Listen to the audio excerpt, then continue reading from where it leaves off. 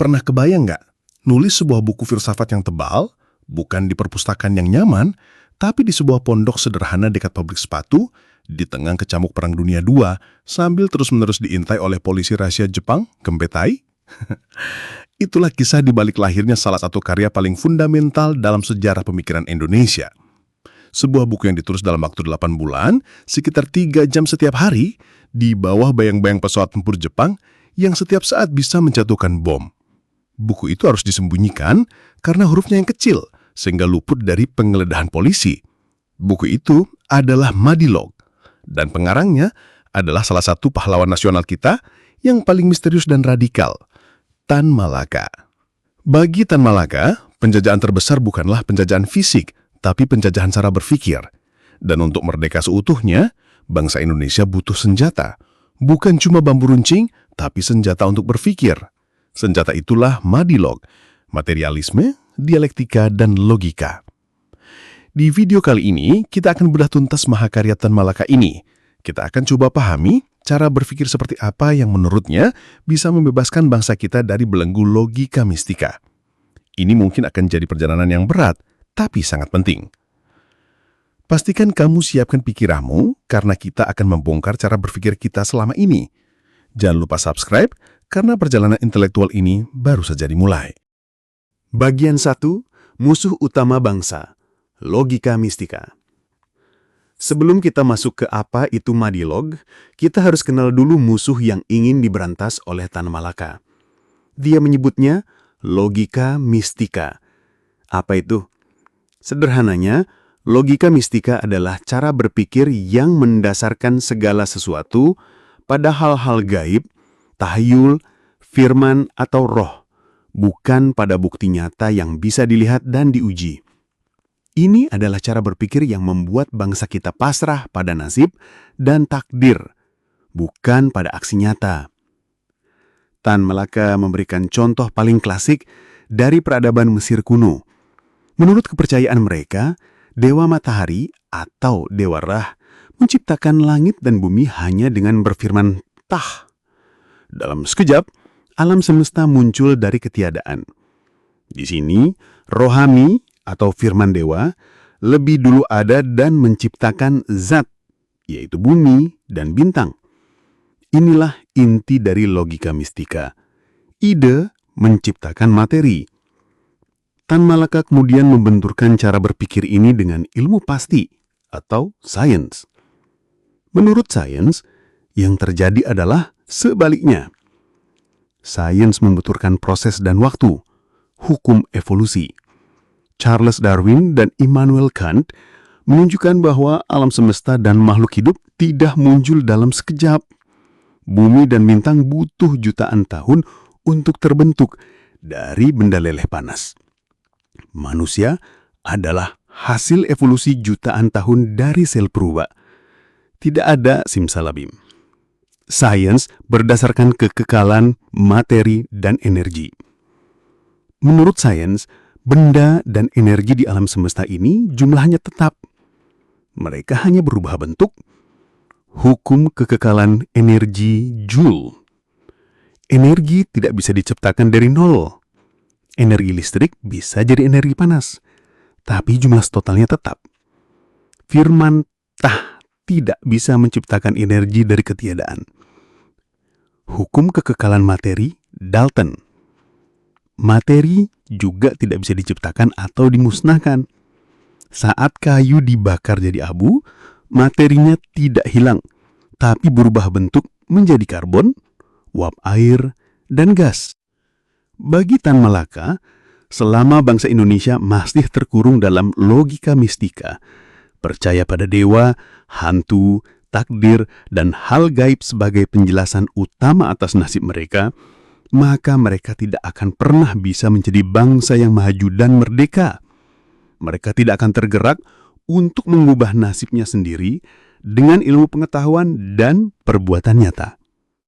Bagian 2. Dua kubu besar filsafat. Idealisme versus materialisme. Pertarungan antara logika mistika dan ilmu pasti ini sebenarnya adalah cerminan dari dua kubu besar dalam dunia filsafat.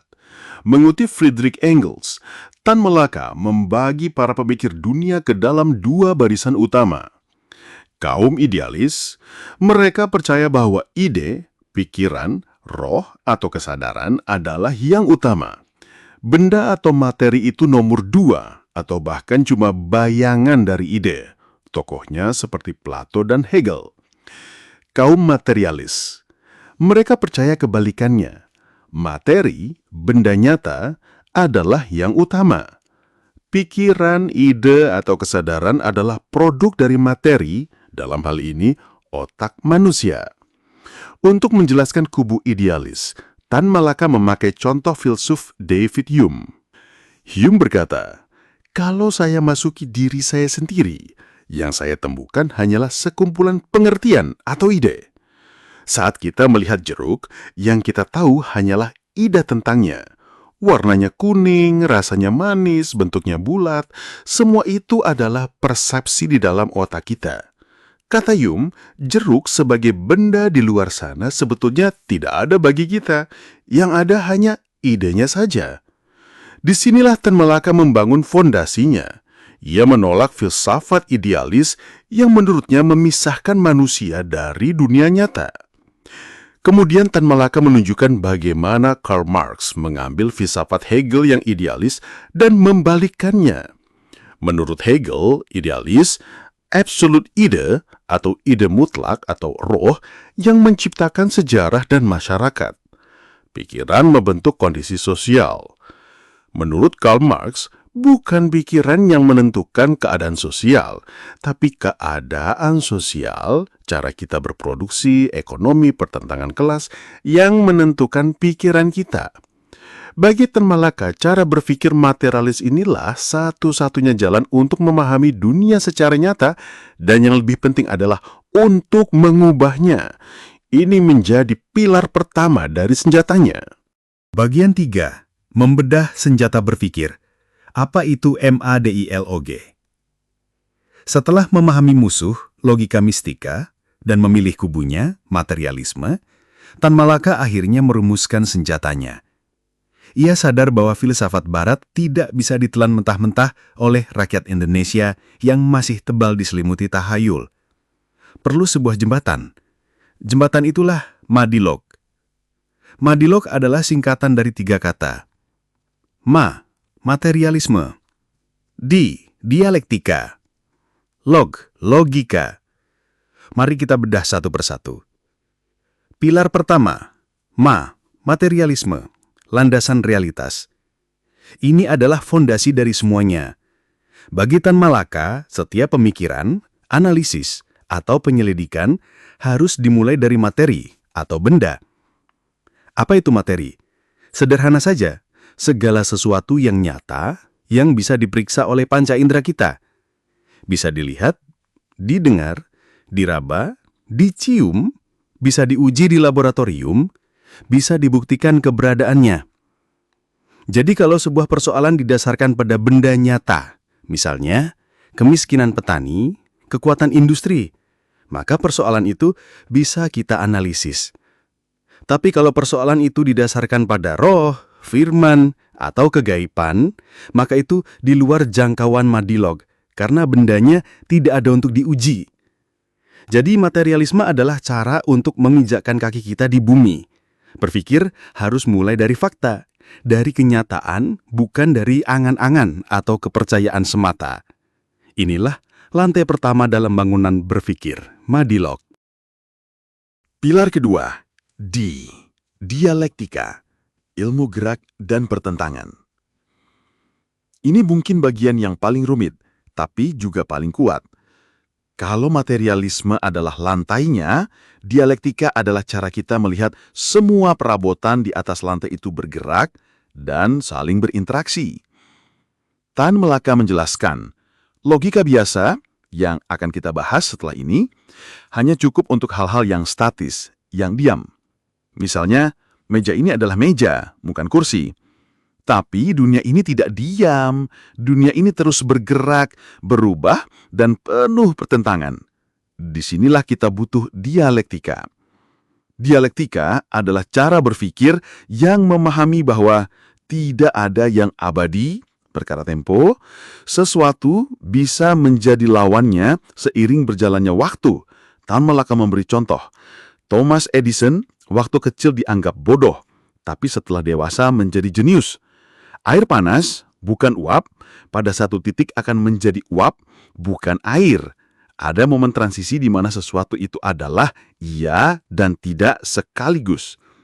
Semua saling berhubungan, perkara seluk-beluk. Tidak ada yang berdiri sendiri. Biolog Lenjikes menganggap setiap spesies hewan terpisah. Tapi Darwin, yang berpikir dialektis, menunjukkan bahwa semua spesies saling berhubungan dalam sebuah rantai evolusi. Kodok berhubungan dengan ikan, burung berhubungan dengan reptil. Dunia digerakkan oleh pertentangan. Ini inti dari dialektika. Kemajuan tidak lahir dari kedamaian, tapi dari pertentangan dua kutub. Tan Malaka memberi contoh putusan pengadilan antara tuan tanah Arab, Halal bin Fulus, dan seorang petani miskin Indonesia. Apakah putusannya memenangkan tuan tanah itu adil? Menurut logika kaum berpunya, ya, adil, karena hutang harus dibayar. Menurut logika kaum tak berpunya, tidak adil, karena sistemnya dari awal sudah eksploitatif. Jawaban adil atau tidak itu mustahil tanpa kita menentukan dulu dari sudut pandang atau point of view mana kita melihat. Ya dan tidak, itu ada bersamaan tergantung dari sisi mana kamu berdiri. Dialektika adalah senjata untuk memahami dunia yang kompleks, yang selalu berubah dan penuh dengan konflik. Pilar ketiga, logika, perkakas untuk berpikir jitu. Jika materialisme adalah landasan dan dialektika adalah cara pandang terhadap gerak, maka logika adalah perkakasnya atau alat pertukangannya.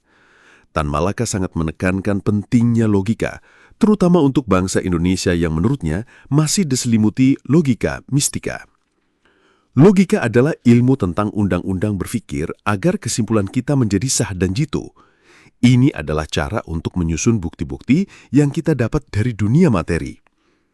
Tan Malaka sangat menyesalkan betapa langkanya buku tentang logika di Indonesia pada zamannya. Ia bercerita saat baru tiba di Jakarta, ia masuk ke toko buku Belanda terbesar di Asia Timur, tapi tidak menemukan satupun buku populer tentang logika. Baginya, ini adalah cerminan dari semangat bangsa terjajah yang tidak dilatih untuk berpikir kritis. Dalam Madilog, logika yang dimaksud adalah logika modern yang berbasis sains, yang mencakup definisi yang akurat. Tan Malaka mengupas habis cara membuat definisi yang benar. Sebuah definisi harus menyebutkan kelas atau golongan suatu barang dan apa yang membedakannya dari yang lain di kelas itu. Contohnya, manusia adalah hewan, kelas, yang berpikir, pembeda. Definisi tidak boleh berputar-putar atau memakai kiasan atau metafor. Cara kerja sains, induksi, deduksi, verifikasi. Induksi, menarik kesimpulan umum dari beberapa bukti khusus. Contohnya, Archimedes menemukan hukum gaya apung dari pengalaman mandinya sendiri, lalu mengujinya pada benda lain untuk dijadikan hukum umum. Deduksi, menerapkan hukum umum itu pada kasus-kasus baru untuk melihat apakah masih berlaku. Verifikasi, mencari bukti-bukti baru yang bisa semakin menguatkan atau bahkan membatalkan hukum yang sudah ada. Bagi Tan Malaka, tanpa logika yang tajam, materialisme hanya akan jadi pandangan kosong dan dialektika hanya akan jadi omong kosong. Ketiganya adalah satu kesatuan yang tak terpisahkan. Madilog, berpijak pada kenyataan atau materialisme, memahami gerak dan pertentangan atau dialektika, menggunakan alat pikir yang tepat, logika. Bagian 4. Bagaimana Madilog bekerja? Meninjau kepercayaan. Oke, sekarang kita punya senjatanya. Bagaimana cara menggunakannya? Tan Malaka menunjukkan cara kerja Madilog dengan meninjau salah satu benteng terbesar logika mistika, yaitu kepercayaan dan agama. Penting untuk dicatat, Tan Malaka menegaskan bahwa Madilog tidak bisa secara langsung membuktikan atau menyalahkan kepercayaan karena kepercayaan tidak didasarkan pada benda yang bisa diuji di laboratorium. Tidak ada yang bisa memasukkan Tuhan atau jiwa ke dalam tabung reaksi. Tidak ada yang bisa memasukkan Tuhan atau jiwa ke dalam tabung reaksi. Namun, Madilog bisa melakukan sesuatu yang lain. menjelaskan asal-usul material dari kepercayaan itu. Madilog bertanya, dari kondisi masyarakat nyata seperti apa sebuah kepercayaan bisa lahir? Mari kita lihat contoh yang ia berikan. Anamnesis Madilog terhadap kepercayaan Indonesia asli. Tan Malaga mengidentifikasi 3 jenis kepercayaan asli. Dinamisme, kepercayaan pada kudrat sakti semua benda. Batu sakti, keris sakti. Animisme, kepercayaan pada jiwa atau arwah nenek moyang. Daimonologi, kepercayaan pada hantu. Daripada menyebut Nini Tahayul, Tan Malaka mencoba memahaminya. Kenapa kerbau dianggap sakti di Minangkabau? Kondisi material kerbau pada masyarakat agraris Minangkabau kuno adalah segalanya. Ia adalah sumber tenaga untuk membajak sawah, alat transportasi, sumber makanan, bahkan jadi penentu dalam legenda kemenangan melawan Majapahit. Bayangan pikiran, kepercayaan. Karena peran materialnya begitu vital, maka dalam pemandangan dunia, Weltanschauung, mereka kerbau diangkat menjadi makhluk kosmik yang menopang bumi di atas tanduknya. Gempa bumi pun terjadi karena si kerbau digigit lalat. Kepercayaan ini adalah bayangan dari realitas ekonomi dan sosial mereka. Kenapa ada pemujaan arwah nenek moyang? Kondisi material. Bayangkan suku-suku Indonesia asli yang mengembara ribuan tahun. Mereka butuh pemimpin, datuk, yang cerdas, berani, dan bijaksana untuk bertahan hidup dari mara bahaya. Datuk ini adalah pusat dari hukum dan ketertiban sosial. Problem material, apa yang terjadi jika datuk yang sangat dihormati ini meninggal di tengah-tengah krisis? Masyarakat akan kehilangan arah, panik, dan terancam pecah belah. Pemimpin baru belum tentu punya wibawa yang sama. Solusi mistis untuk masalah nyata. Untuk menjaga kesatuan, timbullah kepercayaan bahwa jiwa datuk yang sudah meninggal masih ada, masih mengawasi, dan masih bisa memberi nasihat. Lahirlah ritual pemujaan arwah yang kemudian menjadi cikalakal wayang untuk berkonsultasi dengan arwah demi menyelesaikan masalah nyata di masyarakat. Pemujaan arwah adalah alat sosial untuk menjaga stabilitas. Kenapa ada kepercayaan pada hantu? Bayangkan nenek moyang kita memasuki hutan rimba yang gelap atau menghadapi badai dahsyat di lautan. Mereka berhadapan dengan kekuatan alam yang maha dahsyat dan tak bisa mereka kendalikan. Bayangan pikiran. Karena ketidakmampuan menjelaskan fenomena alam secara ilmiah, mereka memproyeksikan kekuatan-kekuatan itu sebagai jiwa atau hantu yang menguasai alam. Ada hantu hutan, hantu laut, hantu angin. Kepercayaan ini lahir dari ketakutan dan ketidaktahuan manusia dalam menghadapi alam. Dengan cara ini, Madilog tidak mengejek kepercayaan, tapi mencoba melucutinya dari kegaiban dan meletakkannya dalam konteks sejarah dan kondisi material yang bisa dipahami akal sehat. Bagian 5. Perlantunan. Manusia tidak pasif. Setelah melihat bagaimana kondisi material membentuk pikiran atau kepercayaan, Tan Malaka memperkenalkan satu konsep kunci terakhir dari dialektika, perlantunan. Ini adalah bantahan telak terhadap anggapan bahwa materialisme itu mekanis, yang menganggap manusia hanya produk pasif dari lingkungannya. Apa itu perlantunan? Bayangkan sebuah bola yang kamu jatuhkan ke tanah. Tanah, kondisi material, memang menentukan bagaimana bola itu memantul. Tapi setelah memantul, bola itu, pikiran atau aksi manusia, bergerak kembali dan bisa mengubah posisi di sekitarnya.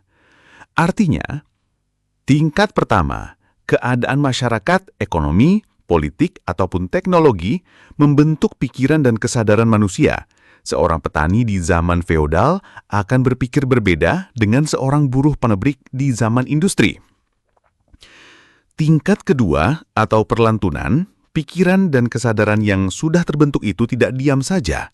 Ia bisa berbalik dan mengubah keadaan masyarakat yang telah membentuknya, terutama melalui sebuah perbuatan revolusioner.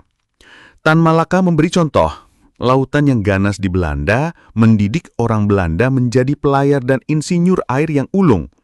Perlantunannya, dengan kepindahan itu, orang Belanda kemudian mendidik atau mengubah lautan itu sendiri dengan mengeringkan Zuiderzee menjadi daratan baru.